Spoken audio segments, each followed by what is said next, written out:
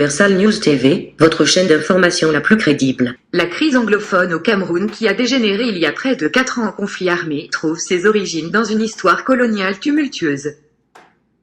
Selon certaines sources, l'Église catholique s'active aujourd'hui pour un dialogue entre les autorités camerounaises et les leaders séparatistes. Pour le président Banda Kani, cette crise perdure parce que certains partis ont fait d'elle leur fonds de commerce politique. Suivons maintenant le décryptage de cette crise anglophone par le président Banda Kani. Suivons. Eh bien, bonjour à tous, mesdames et messieurs. Merci d'être au rendez-vous ce matin. La ligne rouge sur Afrique Média. La situation sécuritaire du côté du nord-ouest et du sud-ouest du Cameroun continue d'inquiéter les militaires ou encore les forces de sécurité, aussi les enseignants sont en tout cas les principales cibles des attaques sécessionnistes de ce côté-là, quoique même la population aussi subit les représailles. On assiste à des scènes atroces de ce côté-là. En tout cas, le gouvernement, du moins la population, réclame la restauration de la paix dans cette partie du Cameroun pour la stabilité et la relance, bien évidemment, du développement du Cameroun. Notre invité de ce matin, président Banda Kani, sur ce plateau. Bonjour. Bonjour, madame Manuela Siquet. C'est toujours un plaisir d'être à vos côtés pour débattre des affaires importantes de notre continent, de notre pays, le Cameroun en particulier. Je salue les techniciens qui nous permettent de travailler dans de bonnes conditions techniques. Oui. Je salue la communauté de Ligne Rouge, communauté matinale, qui se lève très tôt, malgré la pluie, parce qu'il pleut beaucoup, il pleut beaucoup dans notre pays-là. Donc les gens ont le courage quand même de se lever pour se scotcher dans notre télévision. C'est une communauté que nous avons construite. Donc je leur dis bonjour, un bonjour matinal à tous ceux qui sont scotchés sur la télévision et qui sont fidèles à la chaîne panafricaine. Merci voilà. À vous, président Banda Kani. On va donc aller rapidement. On va ouvrir le débat. Ce sera sans transition. Président, c'est vrai que la population également est la cible de ces attaques de plus en plus. Lorsqu'on regarde les dernières images, les dernières informations, les chefs traditionnels également, on a vu certaines autorités administratives, mais surtout des enseignants et des militaires. On a vu des images de décapitation donc de ces personnes ou encore de ces corps de métier. Président Banda Kani, déjà, quelle est la symbolique? Est-ce qu'il y a une symbolique derrière ces actes et surtout ce qui justifie ces cibles? Bien sûr, j'aime votre mot là. Votre génie journalistique vous permet de bien poser, comment on dit ça, de baliser le terrain de notre analyse. La symbolique, c'est clair. Vous savez que, parlons comme ça, le gouvernement terroriste, c'est-à-dire que leur façon de s'imposer sur le terrain, c'est la terreur. Et le concept de terrorisme, de terroriste, c'est pas par hasard que aujourd'hui ce concept-là trouve, n'est-ce pas, sa déclinaison concrète justement dans ces deux régions de notre pays, à travers le comportement et les attitudes de ce qu'on appelle ambazonien. Vous avez là vraiment même ce qu'on appelle même l'idée même du terrorisme, c'est-à-dire répandre la terreur sur des populations désarmées, des populations civiles, et à partir de là instaurer un ordre, l'ordre de la peur. C'est-à-dire que si les gens n'ont pas peur, c'est terminé avec cette affaire. Si la population n'a pas peur, c'est terminé, il n'y aura plus aucun ambazonien là-bas. Donc il faut à tout prix s'assurer que dans la tête de chaque habitant de ces deux régions-là, c'est-à-dire surtout dans les coins reculés où ils opèrent, il faut installer dans la tête de chacun la peur, la terreur, la peur. Et il y a des témoignages tous les jours. Moi, j'ai des amis qui font... Il y en a qui sont là enterrés, faire des deuils, y compris la semaine dernière. Ils enlèvent les gens. C'est-à-dire, quand ils savent qu'il y a un deuil, ils ont des indicateurs. Ils ont des indicateurs qui sont là. Et ils savent qu'il y a un deuil. On vient, on enlève les gens. On vous enlève. On demande la rançon. Dès que vous donnez de l'argent, on vous libère. C'est-à-dire qu'aujourd'hui, c'est-à-dire, ils ne sont, sur le plan militaire, non, ils ne valent rien, ils ne valent plus rien, ça c'est clair, l'armée démentait tous les jours. Mais ils se sont convertis dans l'économie du banditisme. hein, une forme d'économie infra-guerre. Vous comprenez? C'est-à-dire que sur le plan opérationnel, leurs bases sont en train d'être démantelées au jour le jour. Mais ils ont mis sur pied une nouvelle stratégie et à l'intérieur, il y a beaucoup de bandits. Il y a beaucoup de bandits. C'est-à-dire qu'ils ont des indicateurs dans les quartiers, ils se fondent de la population, ils ne procèdent pas des enlèvements, ils stockent de l'argent, ça leur permet de vivre de l'argent, de la nourriture, tout ça et qu'on sort. Dernièrement, là, là, mon frère, je crois, c'était à Santa. C'était à Santa. Oui, à Santa. Il y avait deux là-bas. Ils ont fait ça. Le week-end dernier, ils ont fait ça, ils ont enlevé les gens. Mais après, l'armée, juste après le deuil, l'armée est venue, on a retrouvé des armes qui étaient cachées, des caches d'armes et tout. On a arrêté une bonne dizaine d'Amazoniens. Vous voyez un peu. Donc, ils opèrent comme ça actuellement. Donc, le but est d'installer une psychose dans la télépopulation, une psychose, de marquer leur présence, que les gens sachent que nous sommes là. Et celui qui s'amuse de collaborer une seule minute, c'est-à-dire dès qu'on imagine un seul instant que tu ne collabores, que tu as tendance à avoir résisté, que tu ne te soumets pas à leur ordre. Tu vas soit on t'égorge, on repère ta maison, on met le feu et on vous assassine horriblement. Vous voyez, non? Il faut répandre l'horreur. C'est-à-dire que ça serve de leçon aux autres. C'est ça. Et c'est ça qui explique en grande partie, même souvent, quand ils lancent leur mot d'ordre, ils disent Ghost Town, c'est la peur qui amène souvent les gens à fermer. Parce que dès qu'ils vous repèrent, il y aura des représailles terribles. Et les représailles sont horribles, cruelles, pour infliger, pour marquer dans la tête des gens la peur. Voilà la situation. Donc, c'est la psychose. Ils répandent de la psychose. Maintenant qu'ils savent que les bases sont de plus en plus repérées, qu'on les démantèle, ils ont changé la stratégie. C'est-à-dire qu'ils se dissolvent carrément au sein de la population, sauf là, et ils font des enlèvements, ils stockent de l'argent, ils prennent de la nourriture, ils se ravitaillent comme ça pour tenir, et ils ont des caches d'armes comme ça, ils opèrent comme ça, et dès qu'ils se rendent compte que dans un endroit, ils ne sont plus... S'ils sentent que les populations ont tendance un peu à vouloir se révolter, qu'est-ce qu'ils font? Ils repèrent des maisons, ils repèrent des gens, ils brûlent les maisons, ils vous égorgent, ils tuent cruellement, horriblement, et la peur continue à se répandre. Donc c'est ça aujourd'hui la stratégie de ces gens. Évidemment, ils n'ont pas intérêt à ce que la guerre finisse. Ils n'ont pas intérêt. Parce que si ils ont construit certaines économies de la guerre, qui consiste à racater les populations et à gagner de l'argent facilement. Vous imaginez quand il y a un deuil, les gens se retrouvent avec 1 million, 2 millions de raquettes. Tous ceux qui viennent là, ils vous raquettent, ils enlèvent 2 ou 3 personnes et ils ont facilement 1 million, 2 millions, 3 ou 5 millions dans la main comme ça. Hein. Vous imaginez ça comme ça, ils raquettent les gens. Donc une telle économie de la guerre qui s'est installée, cette économie de la terreur, n'est-ce pas, ils n'ont pas intérêt à ce que, n'est-ce pas, que cela prenne fin. Mais il faut dire aussi, Manuela Séké, il faut dire, ça, il faut le dire aussi que quelques éléments des forces de l'ordre, dans que nous avons fait, quelques éléments de forces de l'ordre jouent à ce jeu.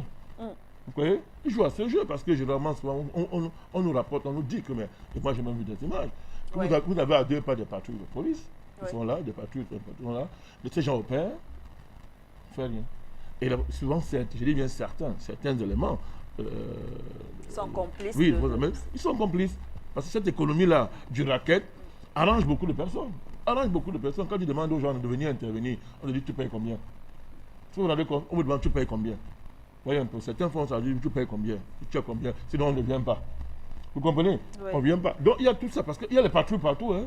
On patrouille ici, on patrouille partout. Mais quand il faut intervenir, je dis bien certains éléments. Je suis bien circonspect. Certains éléments, n'est-ce pas, marchant de leur intervention, marchant de leur protection. Donc vous avez cette économie, n'est-ce pas, du racket, n'est-ce pas, de la guerre, qui aujourd'hui, parlons comme ça, le dernier obstacle à lever. Comment va-t-on procéder, n'est-ce pas, pour mettre fin à ça? Je crois que dans la suite, nous allons on va relancer. Là, maintenant, par exemple, l'enjeu, c'est tout fait pour que les examens de fin d'année n'aient pas lieu.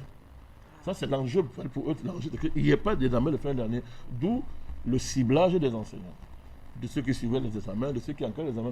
C'est ça l'enjeu pour eux. Il ne faut pas qu'il y ait des examens, parce que pour eux, si les examens se passent bien, ça s'est mis à une défaite de leur part. Donc, il faut terroriser. Et là, ils ciblent les enseignants. Alors, vous savez, si on prend 1 ou 2 enseignants, d'autres, ouais, Bien la sûr, psychose se bien sûr. répand. Beaucoup ont Et les, déserté, voilà, beaucoup les gens ont désertent et les gens peuvent. Parce que, justement, c'est ça l'objectif qu'ils sont en train de viser. Donc, voilà un peu le modus operandi qu'ils sont en train de. Mais malgré ça, il faut saluer le fait qu'aujourd'hui, sur le terrain, vraiment, l'armée, il ne se passe pas un jour sans qu'un camp soit démantelé, sans que les ambassadeurs soient arrêtés. Il ne se passe pas un jour. Et c'est encourageant. Alors, Président, justement, on parle, lorsque on s'en tient à ces explications, est-ce qu'on pourrait dire aujourd'hui que le combat ou alors les revendications, le mécontentement d'hier est le même? Est-ce qu'aujourd'hui, entre guillemets, les Ambazoniens d'aujourd'hui sont les mêmes d'hier? Je ne sais pas si vous comprenez très bien ma question. Voilà. Oui. Où est-ce qu'on se situe aujourd'hui? Non, il y a une très grande évolution. Non, pas du tout. Il y a une très grande évolution. D'abord, au niveau de leur leadership. Oui. Bon, je ne vous apprends rien. C'est complètement laminé. Les divisions à l'étranger, il n'y a plus d'unité du leadership. Les factions se querellent, s'affrontent. Et c'est un impact terrible, n'est-ce pas, dans l'organisation et la structuration de la dynamique sécessionniste. Ça, c'est le premier élément. Deuxièmement, dans le monde, ils sont pratiquement isolés. Vous comprenez, dans le monde, partout, aux États-Unis, dans les pays européens, en Angleterre, partout, les soutiens n'existent plus. Deuxièmement, l'État camerounais, à l'issue d'un travail diplomatique profond, les a pratiquement isolés, surtout à l'ONU. C'est-à-dire, leur réputation est complètement... C'est-à-dire, là, dernièrement, il y a quelques mois, l'ONU les avait mis dans la liste des organisations terroristes. Je vous dis ça, terroristes. Donc, il y a même des procédures qui sont engagées pour prendre les leaders, les arrêter. Et du coup, ça crée la débandade. Comme vous voyez beaucoup de leaders commencent à dire non, c'est des marques de ça, ils condamnent les crimes, tout ça, c'est parce qu'il y a des procédures qui sont engagées pour les faire arrêter individuellement, pour crimes de guerre, pour atrocités, pour actes terroristes.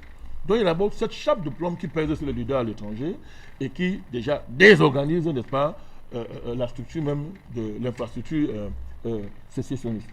Deuxièmement, maintenant, comme vous l'avez dit, il y a l'action de nos forces armées. Oui. L'action de nos forces armées, des forces armées.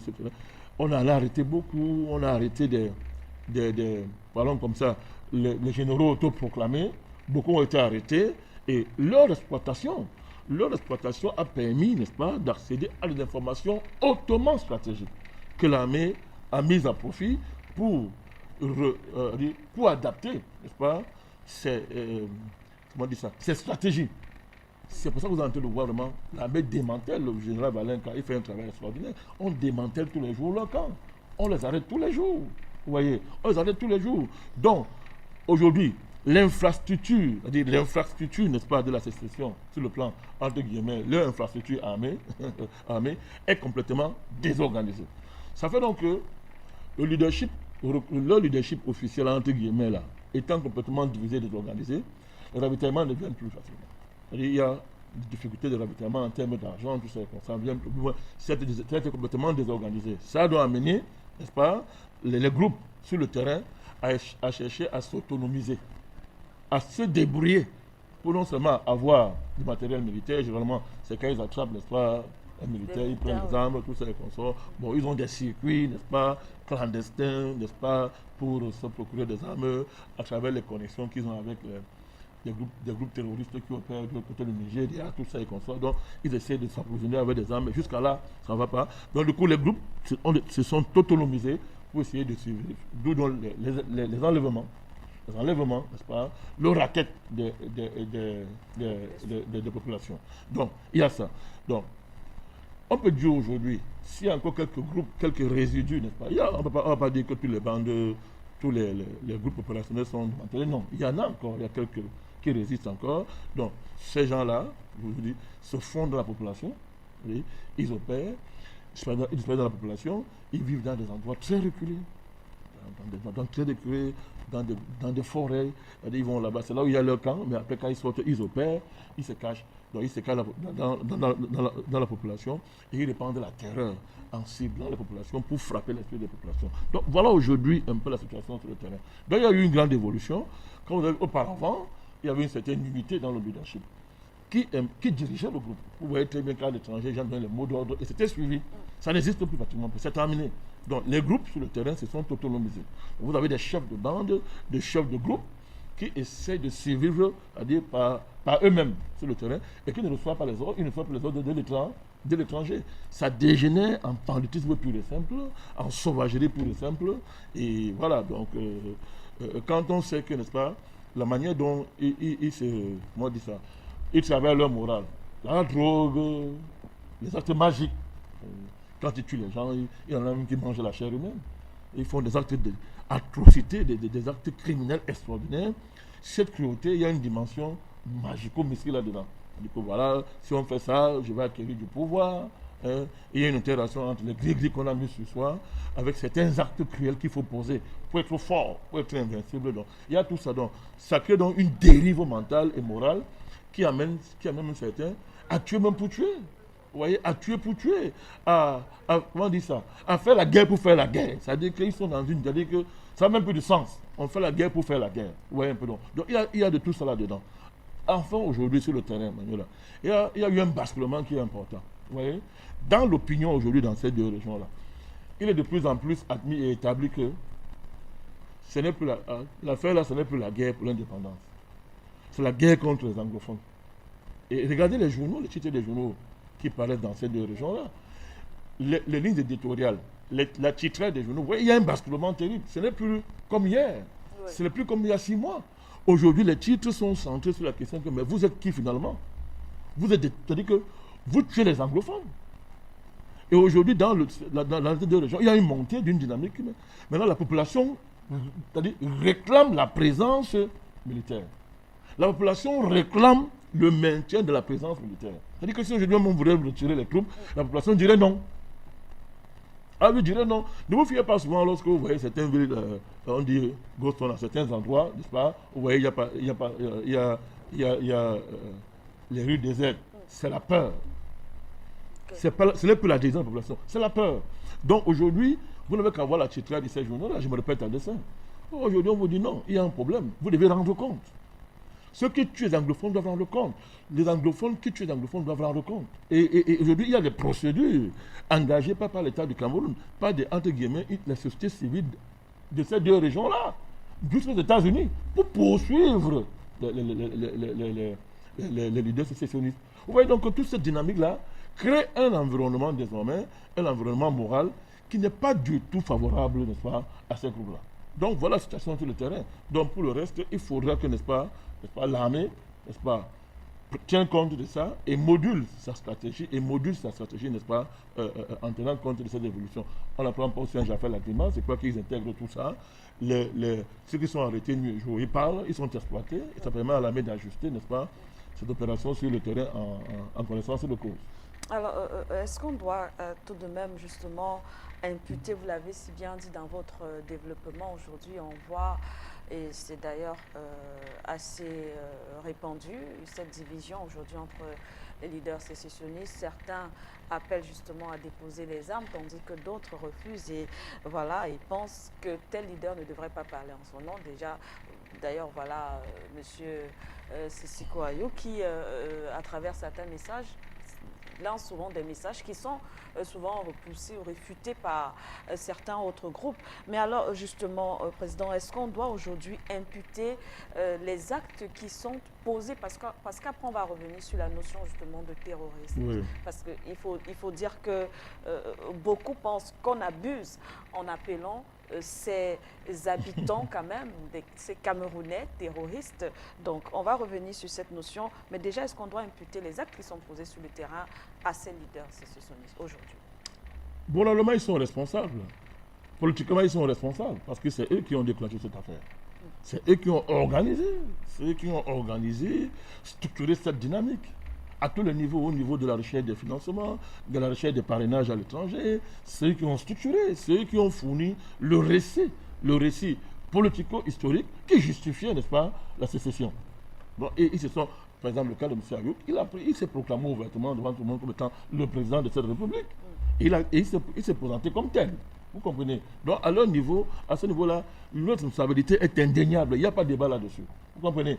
Mais je vous ai dit l'évolution maintenant faisant. À partir du moment où ce que vous appelez leader, parce que moi je ne dirais même pas jusqu'à là, ce que vous appelez jusqu'à leader, là, moi il faut faire très attention. Ces gens-là, à partir du moment où ces gens-là, ces chefs terroristes, n'est-ce pas, sécessionnistes, commencent à dire non, ok, déposez les armes, arrêtez. Quand ils commencent à dénoncer des exactions, même pas les cruautés, les crimes, n'est-ce pas, entre guillemets, de leur armée, de leur branche militaire, c'est une évolution à prendre en compte, vous comprenez? Ça veut dire qu'ils commencent, ils se dissocient.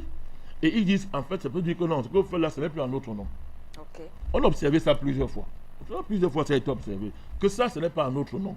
On a vu plusieurs fois des leaders sécessionnistes, pardon, les chefs sécessionnistes, ouvertement dénoncer les cruautés. C'est-à-dire que se démarquer clairement pour dire que non, ça là, c'est pas ce combat-là qu'on avait commencé. On ne se reconnaît plus dans ça. Mais ça, c'est lié au fait que, vous savez, quand une dynamique échoue, quand vous lancez une dynamique, ça échoue, mais ce que vous avez engagé dans la dynamique, c'est des bruits. Parce que du jour au lendemain, ils vont devenir quoi? Qu'est-ce qu'ils vont faire? Tous ces jeunes-là qui ont été embarqués dans cette affaire, hein, qui ont été habitués à fumer la drogue pendant des années, hein, à se droguer, à se livrer à la chiromancie, à des actes cruels, de manger des choses, boire du sang, faire des crimes. Qu'est-ce qu'on fait d'eux? Vous voulez qu'ils fassent quoi après? Il va falloir un travail terrible, n'est-ce pas, de psychologique, de réarmement moral, de délivrance, tout ce que vous voulez, n'est-ce pas, de radicalisation qui a amené pour qu'ils deviennent des gens normaux. C'est pour ça que le président a vite compris ça et a mis sur pied le DDR pour les accueillir. Donc, vous voyez, donc, c'est pas évident. Donc, du coup, comme je vous dis, ça, la dérive, vous voyez, la dérive vers la cruauté, le sadisme, est, on dirait, pour répéter quelqu'un, la maladie infantile des sécessions qui avortent. Les sécessions qui échouent produisent toujours ce type de situation que vous êtes en train de voir là. Ce n'est pas la première fois dans l'histoire. Quand une sécession échoue, ça dérive, n'est-ce pas, vers le banditisme à l'état brut, n'est-ce pas, la cruauté, n'est-ce pas, le délabrement mental, la cruauté, tout ce qu'on est en train de voir là dans cette région-là. Donc, quand vous posez la question, est-ce qu'on peut continuer à aller amputer, etc., mais moi, je reviens plus loin. Lorsque les leaders lancent les mots d'ordre, ils disent, cessez le feu. Ils disent, arrêtez. Ils supposent qu'ils ont encore de l'autorité sur ces gens-là. Donc, vous voyez que le lien est établi. Si je sais que je n'ai aucun pouvoir sur vous, mais je ne vous envoie pas un mot d'ordre. Je ne vous demande pas de faire ceci ou cela. Vous voyez donc, même quand ils dénoncent certaines choses, même quand ils disent que c'est des marques de crimes, ça peut être des dénonciations purement verbales pour éviter les poursuites ou bien des postures pour gérer leur image. Mais vous ne pouvez pas dire à des gens ce que vous n'avez aucun contrôle de poser les armes. Vous les parlez en tant que qui? Pour dire aux gens arrêtez, vous devez être conscient vous-même que vous avez de l'autorité sur eux. Mais alors l'autorité est basée sur quoi? Ça veut dire que vous exercez un contrôle. Vous avez un contrôle et qui sont vos subordonnés, surtout que vous vous êtes présenté comme un État indépendant avec une armée, vous faites les grimaces, vous chantez l'hymne national, vous faites des passages en revue, tous ces consorts. Donc, ce que vous appelez leader là, ils sont responsables. Vous comprenez? Ils sont responsables. Ça, la responsabilité est établie. Donc voilà, je pense que c'est comme ça qu'il faut aborder ça. D'accord, merci à vous, Président. On va faire un petit tour du côté du standard avec nos téléspectateurs. Delphin, depuis Bujumbura, bonjour. Bien le bonjour, ma chère sœur Manuela Siké. Je vous remercie de m'accueillir une fois de plus sur les Afrique Média. Bien sûr, bonjour à tous et à toutes celles qui nous écoutent ce matin. En l'occurrence, M. Bandakani. Je vous remercie, M. Bandakani, d'être encore debout ce matin pour nous. Ne vous inquiétez pas, moi-même, je suis debout depuis 5 heures du matin. Et je vous remercie pour l'amitié que vous m'avez témoignée hier, ou plutôt avant-hier, sur ce même plateau de ligne rouge. Ce matin, je viens un peu sur la pointe des pieds parce que, bon, des Camerounais m'ont demandé de ne pas trop me prononcer sur ces affaires qui se déroulent dans le Nozo, et ils ont raison. Je suis moi-même un des premiers à dénoncer cette espèce de sucrerie soi-disant démocratique qui consiste à s'ingérer partout, n'importe quand, n'importe comment. Mais ce matin, en écoutant et en suivant depuis des mois le développement de cette situation sur les plateaux d'Afrique Média. Et je me rends compte qu'il y a quelques similitudes avec ce qui a failli avoir lieu au Burundi aux alentours de 2016. Voyez-vous, dans la capitale de Bujumbura, enfin dans l'ancienne capitale politique Bujumbura, il y avait essentiellement quatre quartiers qui prétendaient se soulever contre euh, les institutions du Burundi. Je vais en citer deux. Il y avait le quartier qui s'appelle Kabondo et l'autre qui s'appelle Kinindo. Et à partir de là, tous ces bavards-là de la communauté internationale, notamment à Washington et à Bruxelles, ont commencé à bavarder partout en disant oui, le Burundi se rebelle contre Nkurunziza, blablabla. Je ne vais pas rentrer dans les détails, on a tous vu ça. Et à l'époque, l'appareil policier, non pas militaire, mais policier burundais, avait donné à peu près une semaine ou deux à ces gens qui étaient là en train d'agresser des policiers, à brûler les infrastructures, de se calmer. Sans quoi, ils allaient tout simplement être mis en prison. Ils nous ont écoutés, ils ont obtempéré, et à partir de là, l'herbe a été littéralement arrachée sous les pieds des bavards démocrates qui ne pouvaient plus exploiter une quelconque rébellion. Et M. Badakani a dit une chose très très intéressante quand il dit que le leadership de manière globale des sécessionnistes camerounais à l'étranger commence à perdre, j'allais dire, de son importance. C'est ce qu'on avait aussi dit, on va dire, à leurs semblables burundais, qui s'étaient gonflés d'orgueil en disant nous allons aller à Bruxelles, nous allons dénoncer ce qui se passe au Burundi.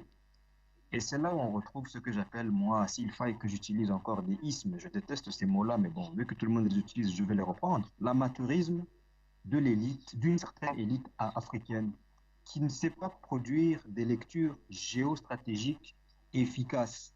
Comment pouvez-vous penser qu'en 2020, un petit État comme le Belgique, qui n'a même pas l'envergure de la France, parce que la Belgique est née au lendemain de la chute de Napoléon, or la France est là depuis 800 ans en moins.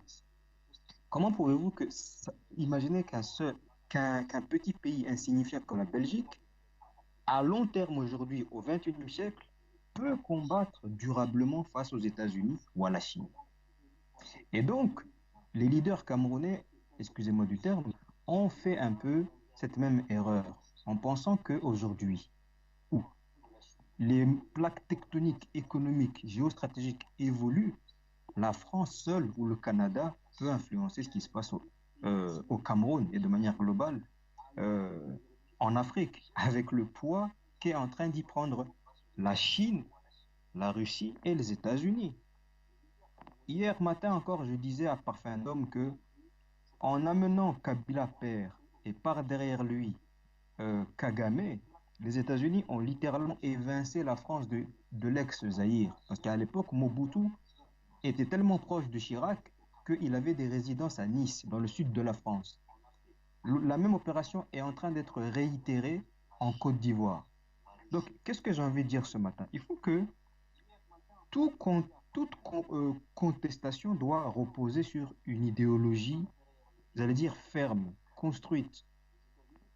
Il me semble normal que on puisse être opposé à un président. Mais si on n'a pas d'idéologie derrière, de projet pour la société, ça ne mène nulle part. Et si en plus on se plonge dans la violence, comme c'est le cas dans le Nozo, ben, ça finit comme vient de le démontrer M. Bandakani. Et moi, pour ma part, je ne suis pas surpris, même si j'ai exercé un droit de retrait jusqu'à présent, je ne suis pas surpris. On ne pouvait qu'arriver à ce genre de contexte. Maintenant, ben, les gens ont plutôt intérêt à collaborer avec Yaoundé pour garantir déjà ce qui a été sauvé, comme par exemple le retour du port de Douala entre vos mains, et puis implémenter la suite. Il faut cesser d'écouter systématiquement les démocrates, soi-disant, parce que ces gens-là, ils n'ont aucun honneur. En plus, aujourd'hui, le coronavirus, croyez-moi, ils ont d'autres intérêts que d'aller écouter M. Ayuk Tabé ou d'autres. Hein. Ils n'ont pas que ça à faire en ce moment. Donc voilà, je ne vais pas monopoliser plus longtemps le micro et je vais plutôt laisser la parole au Camerounais et puis je vais suivre bien sûr le reste des développements auprès de M. Bandakani. Bonne journée à tous et on est ensemble. Merci, bonne journée à vous également, Delphin. Merci beaucoup pour cette participation ce matin On va rester au standard avec Monsieur Eric Joël depuis la ville de Lom. C'est au Cameroun. Bonjour. Oui, monsieur, bonjour.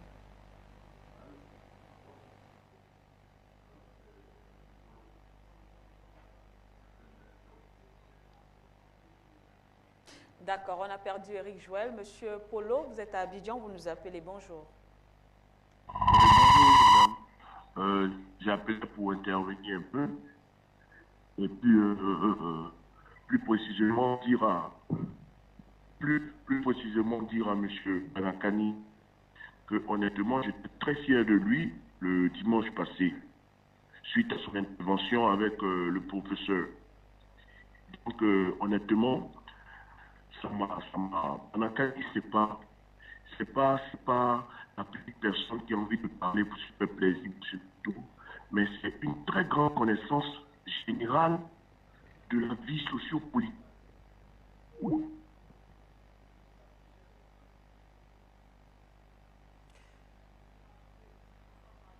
On a perdu Monsieur Polo. En tout cas, merci. Merci d'avoir essayé. Le standard reste tout de même ouvert. On va prendre notre téléspectateur Margot. Bonjour. Ça faisait un moment, je ne vous ai pas appelé, Madame Siké, je n'avais pas appelé sur Afrique Média, mais on vous écoute, nous vous écoutons chaque jour. J'ai dit un très grand bonjour au président Balakani, que j'ai suivi moi également dimanche lors du débat panafricain, parce que le professeur Demgwe, nous avons été fiers, président, rassurez-vous, parce que les diplômes académiques ne font pas l'intelligence. Madame Siké, j'interviens ce matin parce que je suis content de ce que fait le colonel Cavalet du côté du nord-ouest et du sud-ouest. Vous savez, au début de cette histoire, j'avais dit en 2016, ceux qui écoutent et qui m'écoutent souvent, j'avais dit que les citoyens vivant dans cette zone-là, parce que j'ai ma famille de ce côté-là, les citoyens vivant dans cette zone-là avaient fait une erreur de vouloir coopérer avec les bandits qui les ont amenés dans la situation dans laquelle elles ont vécu jusqu'à présent. Moi, mon père m'a éduqué de telle enceinte que lorsque j'allais chercher des histoires dehors et que je revenais dans la maison, ils me jetaient hors de la barrière afin qu'on me tabasse correctement. Et je disais à cette époque-là qu'il fallait que les enfants et que les parents également coopèrent, qu'ils dénoncent tous ceux qui tentent de porter les armes contre la République du Cameroun, parce que nous sommes tous citoyens du Cameroun. Il était hors de question que certaines personnes s'aventurent avec des armes. Il y a plusieurs manières de revendiquer. On l'a toujours dit. Nous pouvons manifester le mécontentement, mais sans tuer les autres, parce que ce qui se passe de ce côté-là, comme l'a dit le président, ce sont ceux-là qui portent les armes, qui terrorisent les populations. Voilà pourquoi l'appellation terroriste avait été prononcée et que certains leaders politiques ont dû instrumentaliser, comme nous Africains, nous sommes souvent très aptes à écouter ce qui est vraiment néfaste, ont instrumentalisé ces propos-là et qualifié l'État du Cameroun je veux dire quoi? Que c'est l'État du Cameroun qui a appelait ces citoyens terroristes. Donc, vous voyez, donc, il faudrait que nous, citoyens camerounais, parce que nous sommes en train de bâtir une nouvelle nation, et beaucoup de personnes ne le savent pas. Je remercie déjà M. Delphin qui a appelé ce matin parce qu'il connaît, il observe, il n'est pas comme cela qui répète pour répéter. Donc, ce qui se passe de ce côté, nous sommes fiers, mais il faut que les populations continuent de collaborer, parce que quand je regarde les informations et que moi, je vous ai dit, j'ai ma famille de ce côté-là à Bouyatam, quand je regarde ce qui se passe de ce côté et quand j'y vais, vous voyez que les populations, c'est celles-là qui collaborent avec l'armée du Cameroun, qui collaborent avec les autorités locales, permettre que la sécurité soit faite dans ces zones-là. Mais ceux-là qui ont des enfants qui ont pris des armes et qui sont dans la forêt, qui ne veulent pas les dénoncer, de peur de perdre ces enfants, continuent de subir, y compris leurs voisins, continuent de subir les actes de terroristes de ces jeunes-là qui ont porté les armes et qui consomment je veux dire quoi, qui consomment de la drogue sans réservation, Madame Seké. Ils en consomment. Vous arrivez dans un endroit, ça pilule, ça sent, parce qu'on connaît l'odeur de cette herbe-là qu'ils ont l'habitude de fumer. Donc, je m'arrête ici, Madame Seké. Nous sommes fiers de ce qui se passe de ce côté parce que progressivement, la paix reviendra dans cette zone. Il n'y aura aucun État ambazonien au Cameroun et surtout en Afrique parce que les Africains en ont marre. Les Africains ont marre d'être de voir leur territoire démembré en petits morceaux. Je dis bonjour à Mme Yao, Mme Sissé qui m'ont salué pendant que j'étais absent sur Afrique Média, mais nous vous écoutons et surtout Mme Pintes. Bonne continuation à vous, Mme Siké, et très bonjour à tous ceux-là qui nous ont écoutés. Merci. Merci aussi à vous. Merci beaucoup d'être revenu parmi nous. On va rester au standard avec vous, Monsieur Daniel Ngo, depuis l'Angleterre. Bonjour. Bonjour, Madame Siké, et un bonjour particulier à mon président Badakani. Je voudrais faire une doléance ce matin, si vous me permettez. Président Badakani, s'il vous plaît, c'est vrai que ce n'est pas peut-être le lieu, mais je profite. J'ai demandé une carte de parti depuis, ça fait plus de 6 mois, en Belgique, et j'attends toujours, je n'ai pas de réponse depuis, donc je continue à attendre mon président. Voilà, ceci étant dit, je voudrais vous poser aussi une question. Celle-là concerne le NOZO. Que pensez-vous personnellement? Depuis le début de cette crise, j'ai estimé que c'était des terroristes. Et même si les gens sont passés par d'autres moyens pour nous expliquer que non, ce n'était pas des terroristes. Alors,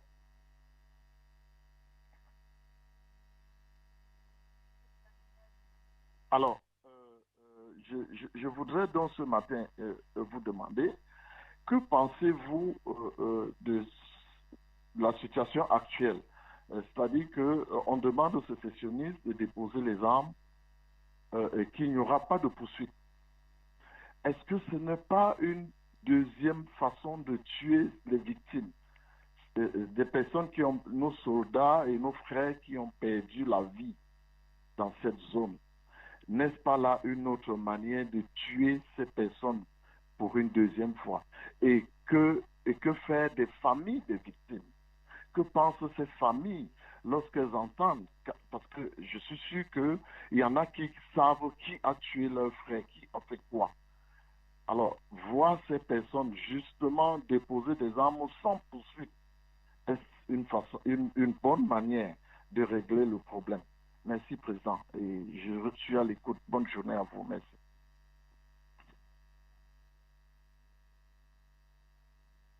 Au standard, Pasteur Soa, bonjour. Bonjour, bonjour. Bonjour, Manuela Siké. Bonjour, Manuela Siké. Bonjour. Que la grâce de Dieu soit avec vous. Je salue mon président Barakani. Mais Manuela Siké, il faut dire qu'il y a un grand panafricain ici, un grand suiveur d'Afrique Média, vraiment qui est en deuil, qui a perdu vraiment sa fille, notre papa Atobra Kouassi. Vraiment, qui est aussi parenté à notre dernier qui est au Cameroun là-bas avec vous, le général Bao. Vraiment que nous souhaitons vraiment les condoléances parce que pratiquement il est vraiment déboussolé et c'est pas vraiment facile pour nous. Vraiment, je voulais vraiment lui dire les condoléances. Ce matin, Barakani, je ne vais pas trop parler, mais je vais poser une préoccupation et sortir. Barakani, voici mon problème. Est-ce que ceux qui activaient la crise dans la zone amazonienne, c'est-à-dire nord-est, ouest, ceux qui étaient tapis dans l'ombre, est-ce que ces personnes ont été décelées?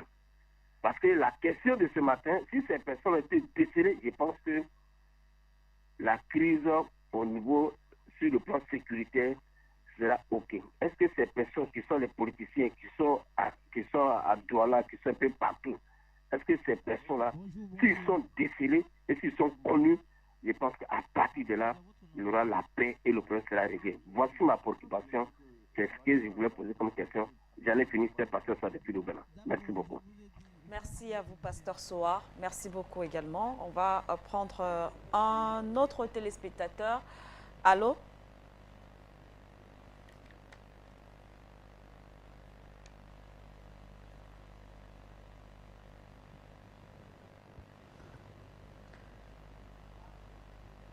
D'accord, on a perdu le téléspectateur. On y reviendra dans quelques minutes. Le temps pour nous, Président Mbandaka, peut-être de répondre aux préoccupations. Ouais. Bon, d'accord, je voudrais...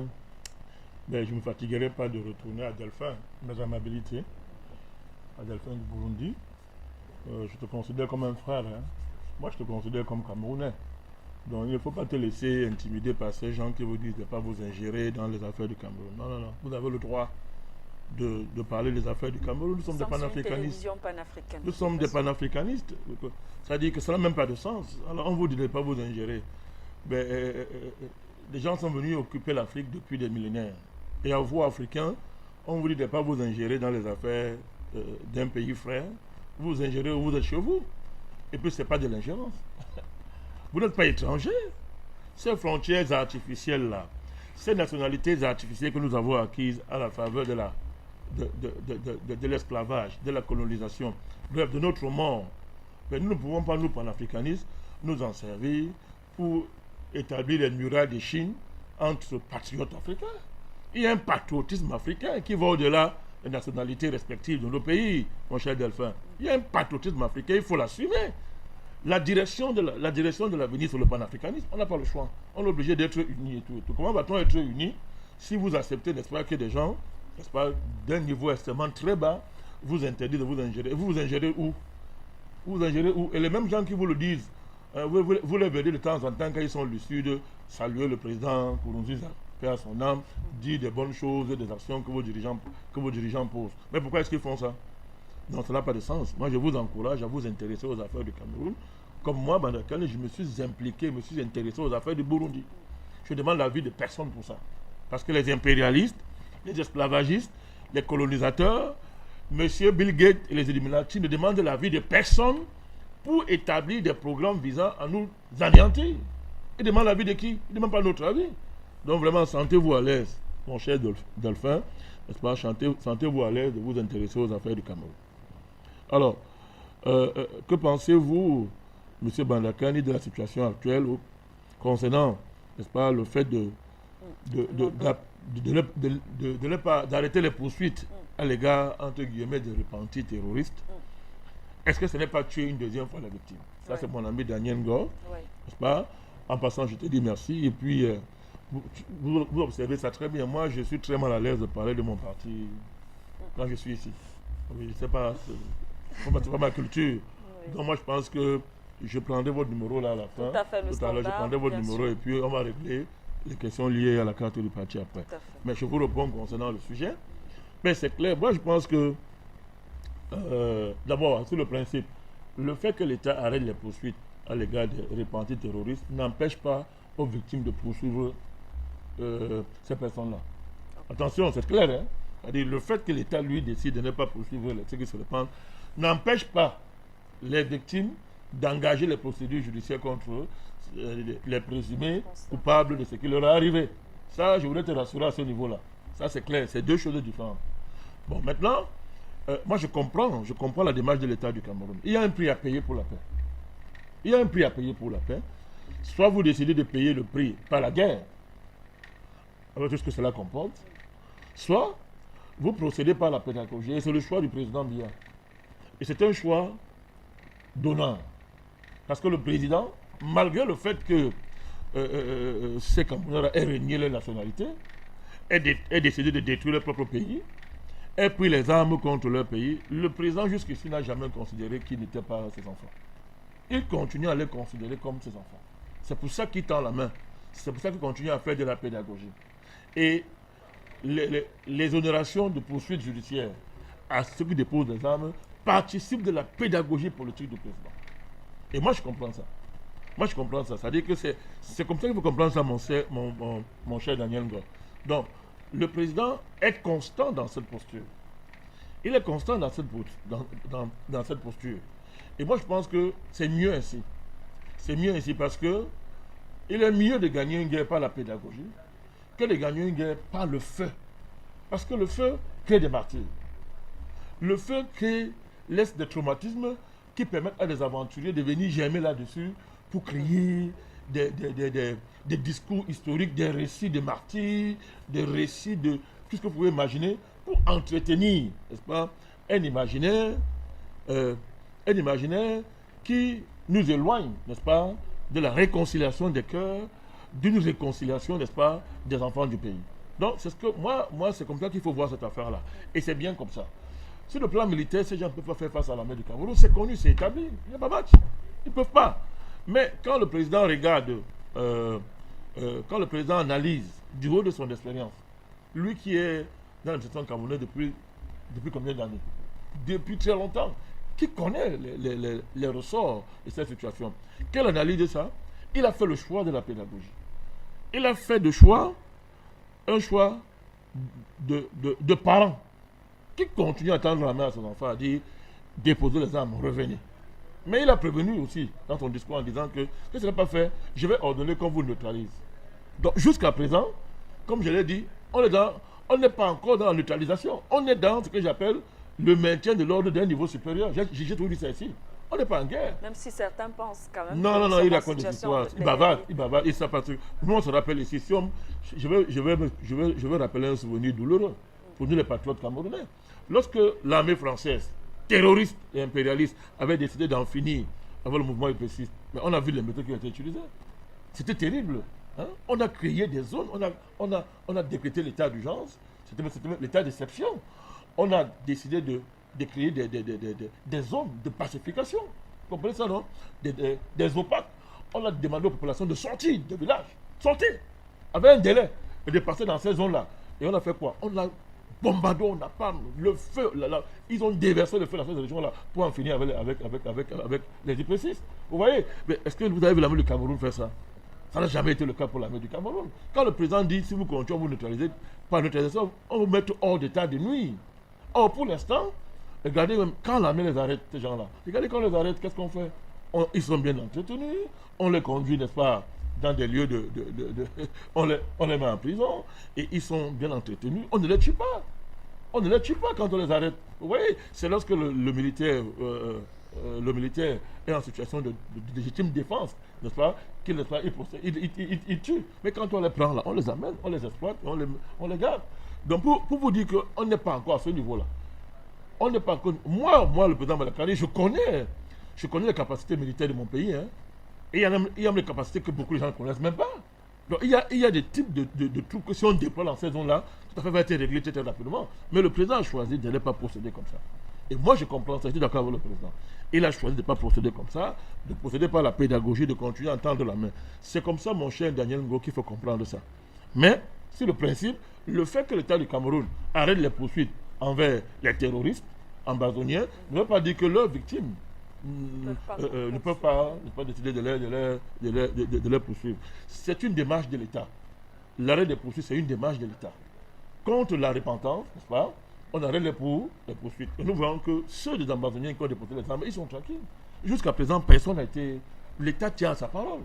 L'État tient à sa parole. Ceux qui ont déposé les armes, ils sont tranquilles. Ils sont dans le DDR, on essaie de les reconvertir, de les ramener dans la vie civile. Alors, le pasteur Soir, je partage aussi, j'adresse mes condoléances à la famille, c'est Kwasi, je crois, j'ai bien entendu. C'est ça, non? Kwasi. Mes condoléances à notre frère qui est décédé là-bas. Je vous apporte tout mon soutien. Bon, maintenant, la question, les politiciens qui ont attisé le feu, que sont-ils devenus? Je ne suis pas l'État, mon cher pasteur. Nos positions sont claires par rapport à ça. Nous avons dénoncé les hommes politiques camerounais qui ont encadré ces gens-là, qui légitiment par leur discours la démarche des ambazoniens, qui en ont fait leur fonds de commerce. Bon, c'est leur choix. C'est leur choix, n'est-ce pas? Ils assumeront, ils vont assumer les conséquences tôt ou tard. Ils vont assumer qu'on va leur rappeler dans l'histoire du Cameroun que voilà vos positions pendant tel moment. Vous avez eu telle position pendant tel moment concernant des gens qui ont pris les armes contre le Cameroun. Mais maintenant, quand je le dis, moi, je ne suis pas le président du Cameroun, je ne suis pas l'État du Cameroun. C'est l'État qui détermine sa stratégie et sa démarche à l'égard de ses partis. Nous avons été clairs. On a dit que des mouvements politiques qui soutiennent d'une manière ou d'une autre, sous quelque prétexte que ce soit, de dynamique comme celle de l'Amazonie, mais pour nous, ils ne font pas de la politique. Ils font plus de la politique. Mais maintenant, bon, c'est l'État du Cameroun de décider comment, n'est-ce pas, gérer ces cas-là.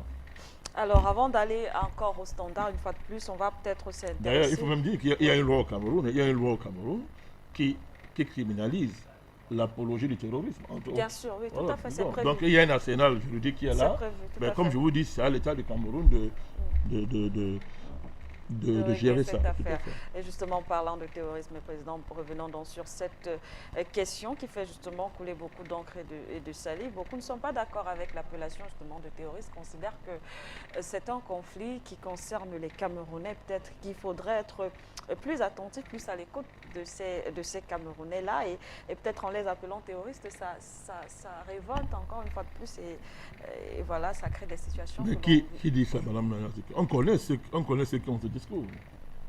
On connaît ceux qui ont ce discours. Ceux qui ont ce discours-là, ce sont des politiciens, ce sont des partis politiques, n'est-ce pas, qui ont fait de la crise anglophone leur fonds de commerce. Le jeu, c'est quoi? Le jeu, c'est quoi? C'est un jeu très cynique. C'est de croire que, n'est-ce pas, en manipulant la crise anglophone, non seulement, comme je disais l'autre jour, les gains politiques reviendraient naturellement, n'est-ce pas, à ces partis-là, qui sans le dire, ils ne le disent pas en public, souhaitent la défaite militaire des Ambazoniens.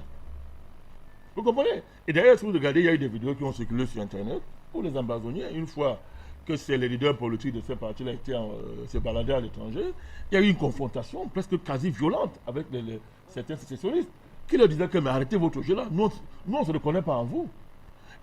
Ces leaders-là ont été incapables d'avoir un dialogue avec eux. Ils ont refusé de discuter avec ces Ambazoniens. Vous voyez le double jeu.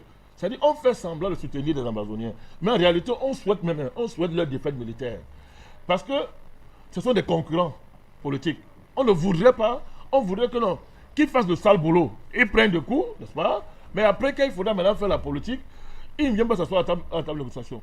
Il faudrait que c'est les partis politiques, n'est-ce pas, les hommes politiques, qui, n'est-ce pas, entre guillemets, nous avons défendu votre cause. Mais quand il faudra s'asseoir, monsieur, mettez-vous derrière nous ou bien fichez le camp. C'est ça le cynisme qui a derrière la démarche des partis-là qui font semblant de défendre les anglophones, qui parlent des crises anglophones. Et aujourd'hui, nous sommes heureux de voir que ça a été compris au niveau, entre guillemets, des anglophones. Ça a été compris. Vous voyez de plus en plus de voix s'élever pour dire, monsieur, vous ne mêlez pas cette affaire. Ces leaders-là ont compris. Qui dit à ces partis-là, afficher le camp. Nous, on veut discuter directement avec l'État du Cameroun. Il y a des voix comme ça, de plus en plus s'élèvent. Ça ne vous concerne pas. Nous, on connaît votre jeu que vous êtes en train de faire. Ce sont ces gens-là qui disent que non, on n'a pas affaire aux terroristes. Deuxièmement, la propagande terroriste ambazonienne, sécessionniste, passe le temps à vouloir, c'est-à-dire à vouloir réussir ce que j'appelle la respectabilisation de leur démarche. Et ça, c'est de bonne guerre.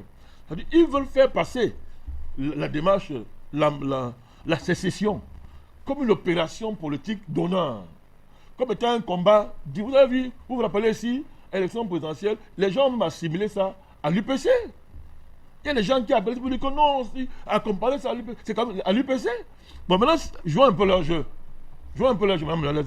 Comment les Français appelaient les UPCistes? Ils appelaient les bandits, les terroristes, les chiens, les criminels. Le vocabulaire qui était usité par la France pour qualifier les patriotes camerounais, mais donne foi au dos, madame Manuela Siké. Donc quand on assimile, quand on a voulu assimiler ces gens-là à des patriotes, y compris le comparer à l'UPC, vous voyez comment la France, elle traitait alors les UPCistes. Et les mêmes gens qui font ces comparaisons vont par derrière demander le soutien de la France pour prendre le pouvoir. Vous voyez le cynisme, vous voyez à quel jeu on joue. Donc, vous êtes là dans une dynamique qui vise à respectabiliser la démarche. Vous savez, les rebelles ivoiriens, ils se sont présentés en démocrate. Ils ont dit qu'ils sont les démocrates, non? Ils ont dit qu'ils sont les démocrates. Que c'est le président Gbagbo qui est un dictateur, qui est un criminel.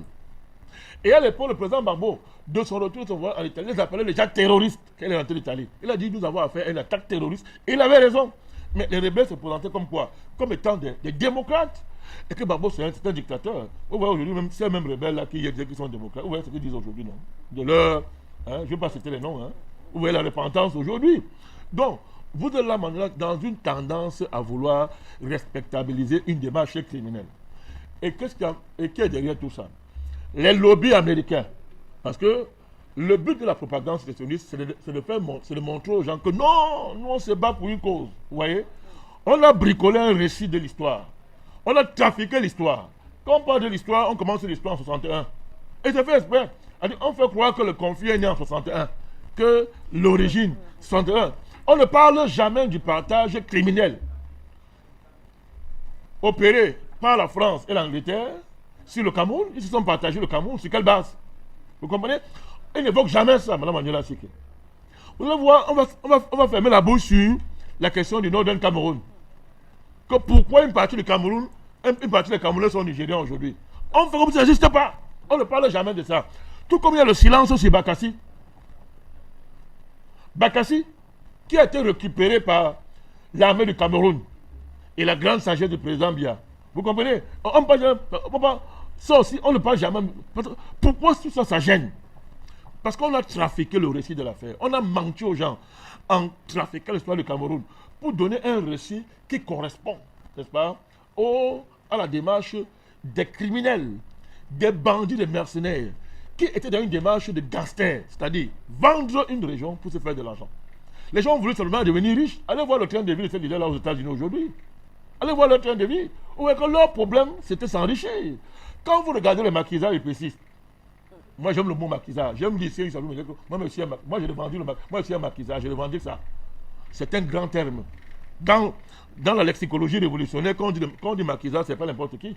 Vous comprenez? Donc, vous ne verrez jamais les patriotes épaissistes à l'époque vivre ce genre de vie. Vous comprenez? Ernest Wandje a fait 10 ans au maquis, il mangeait les racines. Ernest Wandje, il était en Guinée là, reçu comme président, il était comme chef d'État en Guinée. Il était tranquille. Il est rentré ici, quand il avait décédé, il a pris les rênes du maquis au Cameroun. 10 ans dans la bourse nourrissant de racines. Vous voyez comment les gens sont près du peuple. Ils sont en cohérence avec la population avec laquelle, n'est-ce pas, comment on dit ça, ils fraternisent en termes d'idéaux. Mais vous voyez, les gens sont à distance aux États-Unis. Ils ont les piscines. Ils dorment en boîte tous les jours. Ils boivent, ils s'amusent, ils mènent la java. Et ils créent le chaos et la terreur dans une région. Vous voyez la différence? Donc quand les gens veulent donner de la valeur à la demande de ces gens, ça fait rire. Vous avez montré les photos ici de M. Ayoub Tabé en train de négocier avec les patrons de multinationales américaines. Il avait le mandat de qui? Il y a eu élection quand pour nous mandater M. Ayoub Tabé d'aller faire ça.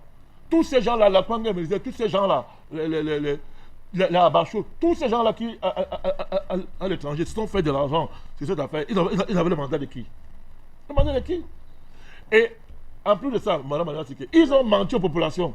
Ils leur ont dit non, vous serez tous riches, nous serons un petit Koweït. Chacun de vous aura une maison. Vous aurez par mois cadeau de la part d'État. Vous aurez par mois 100 000 francs cadeaux dans l'argent de poche, sans compter l'école gratuite. On sera dans un paradis ici.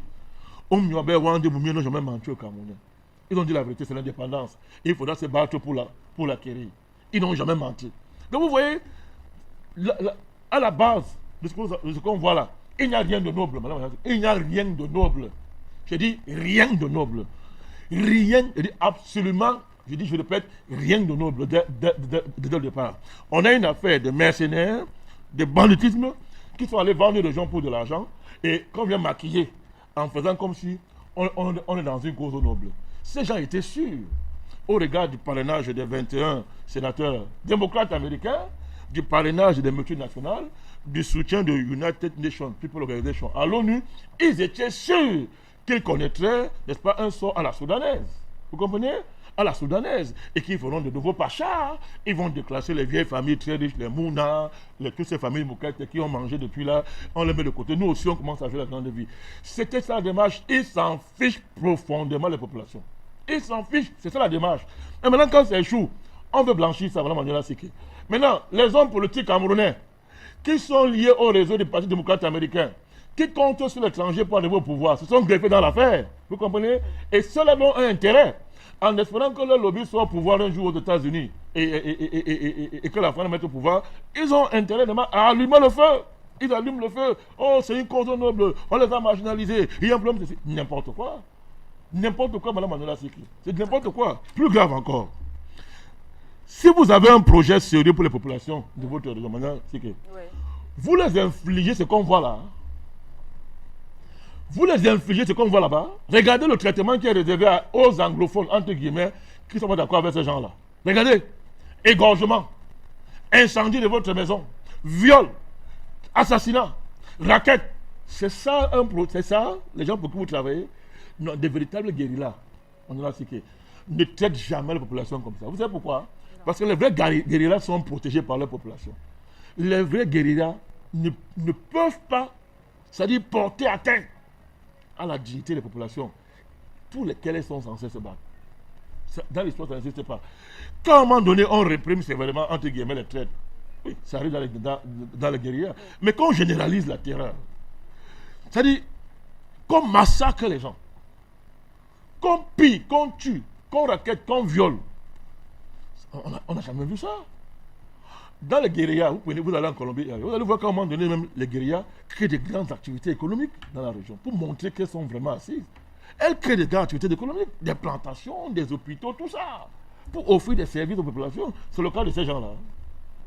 Regardez les c'est le cas de ces gens-là. Pas du tout. Parce qu'il y a autre chose derrière. On croyait qu'en 2 temps, ça va aller très vite, bim, on prend l'affaire. Donc c'est pour ça qu'on a commencé à terroriser, à couper les têtes, à tuer tous ceux qui voulaient dire le contraire. On croyait que ça n'allait pas durer. Mais malheureusement, ça ne marche pas. Et le vrai visage apparaît. C'est de cela qu'il s'agit. Nous avons affaire, de manière que le mot terroriste convient. On n'a pas affaire au séparatisme. Il faut arrêter ça. C'est pas ça. On n'a pas affaire à ça. Vous avez affaire à du terrorisme, au brigandage, au banditisme. C'est ça qu'il y a à faire. Parce que quand on parle de séparatisme, on parle de quoi? Allez voir dans le monde entier, là où il y a des vrais mouvements séparatistes. Allez lire et comparer à ça. Ça n'a aucun rapport. Ça n'a aucun rapport. C'est pour ça que dans la requête, dans la réponse de la Cour royale d'Angleterre à ces terroristes-là, l'Angleterre a fait, allez lire ça. C'est un coup qu'on leur a donné, un coup qu'on leur a donné. Il n'y a pas de racine historique au Cameroun qui peut justifier un séparatisme. Ça n'existe pas. Il n'y a pas. Il n'y a pas. Il n'y a pas, madame. Vous allez en Espagne ailleurs, vous allez voir que les populations là qui revendiquent une vraie identité, elles ont des identités qui durent 300 ans, 100 ans, 200 ans. Mais les gens sont là, c'est 40 ans ou trop. Pourquoi? Sur la base de quoi? C'est une base d'abord même où les gens pour lesquels vous dites que vous êtes anglophone, les Anglais vous ont appelé indigènes. Les Anglais vous ont interdit de dire que vous êtes anglophone. Les Anglais estiment que vous êtes des nègres, des sales indigènes. Mais vous réclamez une nationalité. Maintenant, vous êtes parti là-bas l'autre jour, on vous a dit, monsieur, vous n'êtes pas anglophone. Nous, on a réglé ça. On est là-bas par accident. On est arrivé chez vous par accident. Nous ne sommes pas, vous n'êtes pas anglophone. Quand un Catalan parle en Espagne, il revendique, madame, plus de 100 ans, 200 ans, 300 ans d'histoire de sa région. Vous comprenez? Oui. Ce sont les identités bien établies. Les gens qui sont dans ces deux régions-là, ils sont anglais depuis quand? Ce sont des Bamileke, ce sont des Sawa, ce sont des Bassa. Vous comprenez? Voilà qui on a affaire. Voilà leur vraie identité. Une multicentenaire, madame Mandela Seke. Voilà. Comment subitement on peut me dire que une identité superficielle de 40 ans prend le pas sur une identité historique, anthropologique, de plus de 100 ans d'âge? On parle de quoi? Vous avez affaire, c'est du terrorisme pur et simple. Et d'ailleurs, à force de parler et de travailler, les sorciers de l'ONU ont été obligés de reconnaître ça. Ils ont été obligés de reconnaître ça. Et c'est déjà une grande avancée. Merci à vous, Président. Merci pour cet éclaircissement, surtout sur cette question. Vous êtes sur Universal News TV. La gratitude du Royaume-Uni de Grande-Bretagne au président de la République, le haut-commissaire son Excellence James Rowan Laxton, était reçu en audience par son Excellence Paul Biya ce jeudi au Palais de l'Unité. Il est allé exprimer l'appréciation de son pays pour la contribution financière du chef de l'État à la recherche d'un vaccin contre le coronavirus. Le diplomate britannique réaffirme également le soutien de Londres aux initiatives nationales pour un retour à la paix dans les régions en crise au Cameroun. Reportage au Palais de l'Unité, Yves-Marc Modzo.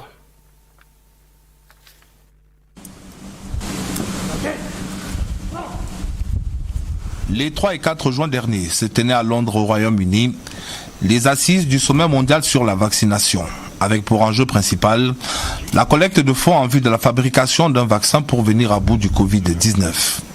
Au cours de ces assises, tenues en vidéoconférence, le Cameroun va faire part de la mise à disposition d'une contribution financière d'$1 million, somme destinée prioritairement à la recherche d'un vaccin contre cette pandémie. Son Excellence Rowan Laxton, haut commissaire du Royaume-Uni de Grande-Bretagne et d'Irlande du Nord. Reçu en audience ce jeudi 23 juillet 2020 au Palais de l'Unité, son Excellence Rowan James Laxton est venu d'entrée de jeu exprimer au président Biya sa profonde gratitude et celle des plus hautes autorités de son pays pour cette contribution déterminante du Cameroun à la chaîne de solidarité planétaire créée à l'occasion. Je viens d'avoir une discussion très productive avec son Excellence le chef de l'État. Nous avons couvert un grand éventail de sujets. Tout d'abord, la situation sanitaire dans ce pays qui, comme partout ailleurs dans le monde, a été affecté, a été bouleversé par le coronavirus. J'ai transmis les remerciements de mon Premier ministre Boris Johnson au président pour son soutien à la conférence sur les vaccins mondiaux et pour la généreuse contribution du Cameroun. D'autres sujets liés à la fois à la coopération bilatérale entre le Cameroun et le Royaume-Uni, à l'actualité internationale et à la politique intérieure de notre pays seront aussi évoqués au cours de ces entretiens d'un peu plus d'1 heure entre le président Biya et le diplomate anglais. Nous avons parlé de la situation sécuritaire, en particulier dans l'extrême nord, où Boko Haram et l'État islamique sont toujours actifs, et dans le nord-ouest et le sud-ouest. J'ai salué les mesures prises par le gouvernement.